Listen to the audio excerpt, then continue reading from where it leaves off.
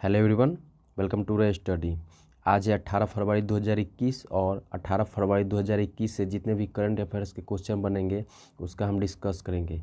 इससे जुड़े important fact भी बताएंगे। और अगर आप हमारे चैनल पर नए हैं तो इस चैनल को सब्सक्राइब करें, लाइक करें और दोस्तों में शेयर करें।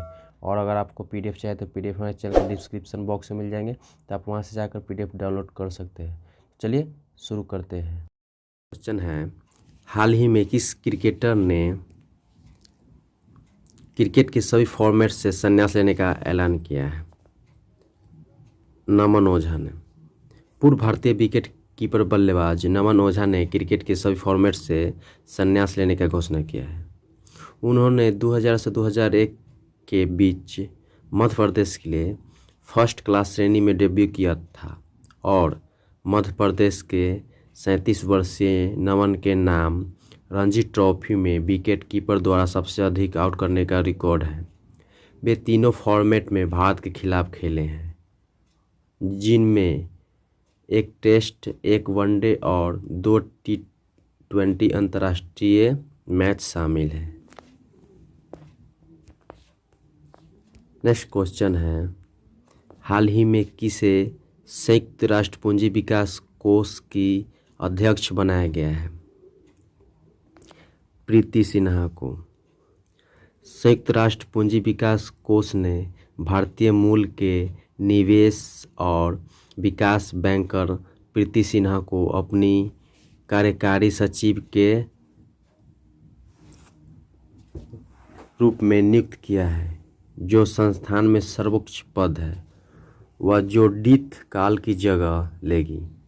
वह महिलाओं, युवाओं, छोटे और मध्य आकार के उद्यमों में अल्प सेवा वाले समुदाय को सूक्ष्म वित्त सहायता प्रदान करने पर फोकस करके काम करेंगे।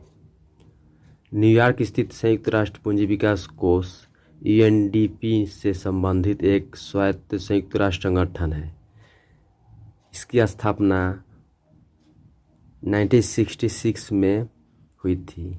UNCDF का मूल आज्ञापत्र विकासशील देशों को उसकी अर्थव्यवस्थाओं के विकास में पूंजीगत सहायता के मौजूदा स्रोत को अनुदान और ऋण के माध्यम से सहायता प्रदान करता है। तो इस क्वेश्चन से हमें इतनी जानकारी मिलती है। नेक्स्ट क्वेश्चन है, यूरोपीय संघ के सबसे बड़े व्यापारिक साझेदार के रूप में अमेरिका से आगे कौन सा देश निकल गया है? चीन। यूरोपीय संघ की सांख्यिकी एजेंसी यूरोस्टेट के आंकड़ों के अनुसार 2020 में यूरोपीय संघ के सबसे बड़े व्यापारिक साझेदार के रूप में पीपुल रिपब्लिक ऑफ चाइना ने संयुक्त राज्य अमेरिका अर्थात US से आगे निकल गया है। ब्रिटेन, जिसने 2020 में यूरोपीय संघ को छोड़ दिया है, और चीन और संयुक्त राज्य अमेरिका के पीछे ब्लॉक के लिए तीसरा सबसे बड़ा व्यापारिक भागीदार था। चीन के साथ यूरोपीय संघ का व्यापार वॉल्यूम 2020 में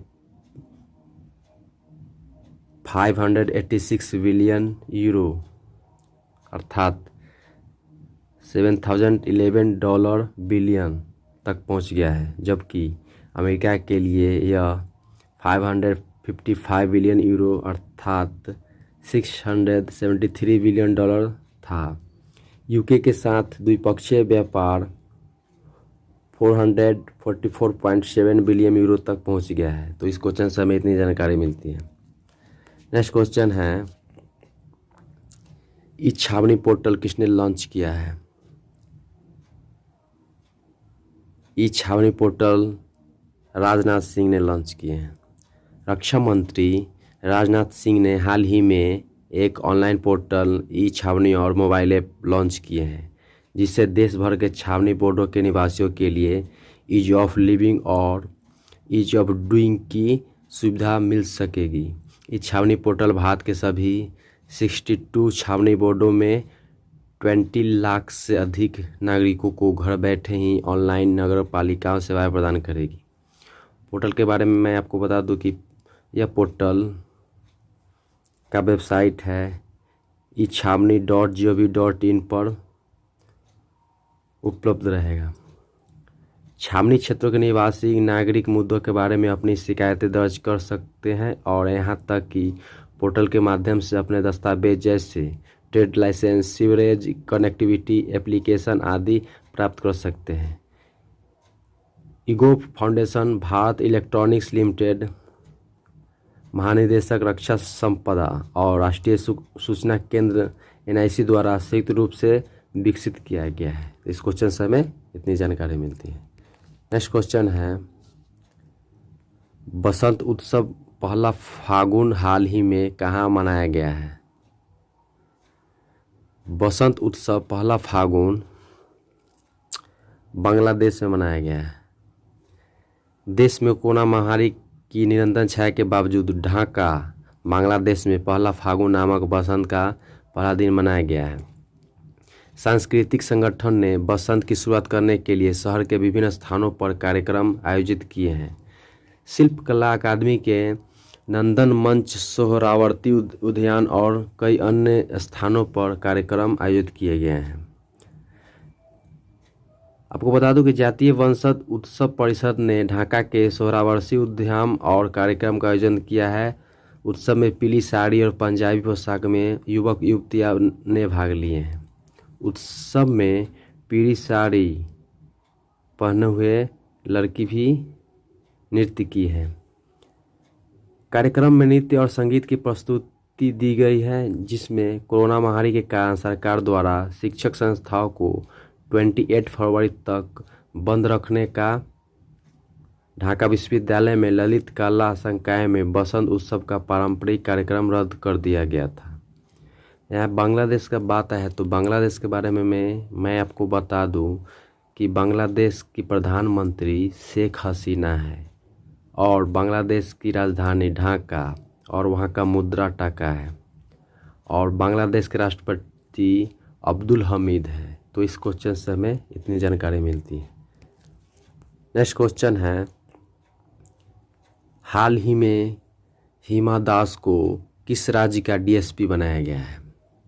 हाल ही में हिमा दास को असम का DSP बनाया गया है। स्टार स्प्रिंटर हिमा दास को असम सरकार ने पुलिस उपाधीक्षक नियुक्त किया गया है, अर्थात DSP।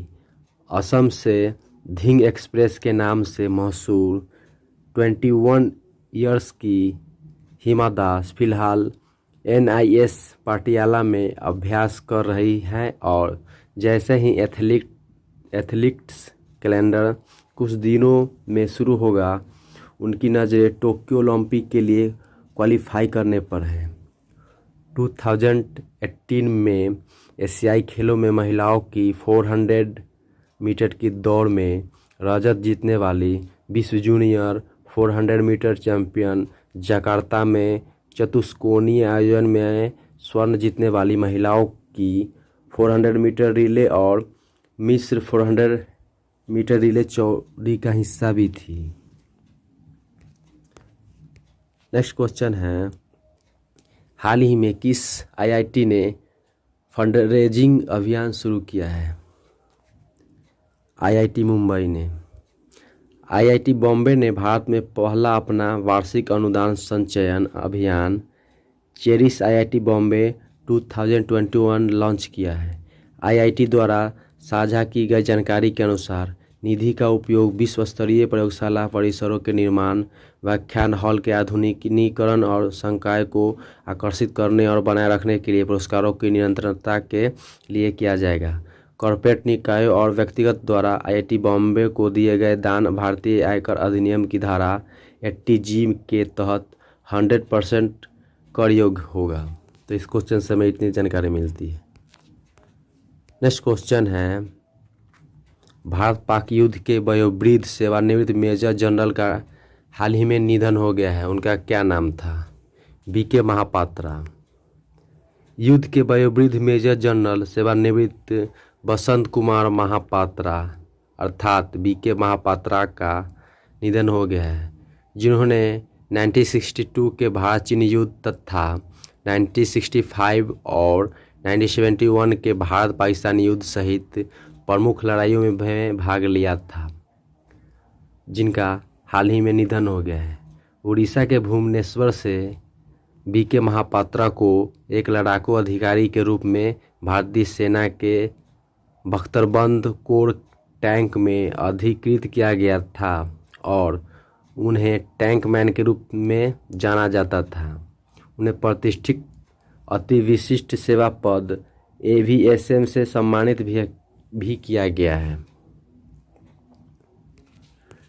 नेक्स्ट क्वेश्चन है, अभयारण्य लाइफ टाइम सर्विस अवार्ड 2020 किसने जीता है? एस थियोडोर भास्करन ने। एस थियोडोर भास्करन को एक इतिहासकार थे और एक लेखक भी थे, ने अभयारण्य लाइफ टाइम सर्विस अवार्ड 2020 जीते हैं। यह पुरस्कार अभयारण्य नेचर फाउंडेशन द्वारा स्थापित किया जाता था। थियोडोर भास्करन को वन्यजीव संरक्षण के प्रति समर्पण के मद्देनजर पुरस्कार के लिए चुना गया है। उन्होंने अंग्रेजी और तमिल में लेखक कौशल के लिए पुरस्कार जीता और संरक्षण प्रवचन में योगदान दिया। उन्हें युवा प्रकृतिवादियों को प्रेरित करने की पृष्ठभूमि में पुरस्कार के लिए भी चुना गया था। अंग्रेजी भाषा में उनकी कुछ पुस्तकों हैं, जैसे dance of the sorrows, essay of A wandering naturalist and book of Indian dogs and a day with the समा, इससे ऑन नेचर। थियोडोर के बारे में आपको बता दूं कि थियोडोर का विचार है कि किसी भी संरक्षण पहल को स्थानीय भाषा में होना चाहिए ताकि लोगों के संचालन में गति प्राप्त हो। तो इस क्वेश्चन से हमें इतनी जानकारी मिलती है। नेक्स्ट क्वेश्चन है, हाल ही में कंचोथ त्यौहार कहाँ मनाया गया है? हाल ही में कंचोथ त्यौहार जम्मू कश्मीर में मनाया गया है। प्राचीन भाग संस्कृति का प्रतीक और प्राचीन कंचोथ उत्सव जम्मू और कश्मीर के चिनाब घाटी क्षेत्र में धार्मिक उत्साह और उल्लास के साथ मनाया गया है। त्यौहार स्थानीय लोगों मुख्य रूप से नाग अनुयायियों द्वारा मनाया जाता है, जिनका मानना है कि गौरी तृतीया के दिन भगवान शिव और देवी पार्वती का विवाह हुआ था और अपनी शादी के उपहार के रूप में बर्फ से बने सिंहासन का आग्रह किया था। यहाँ जम्मू कश्मीर का बात आया है तो जम्मू कश्मीर के मैं बारे में बता दूं कि जम्मू कश्मीर के लेफ्टिनेंट गवर्नर अभी मनोज सिन्हा है। तो इस क्वेश्चन से हमें इतनी जानकारी मिलती है। Thanks for watching.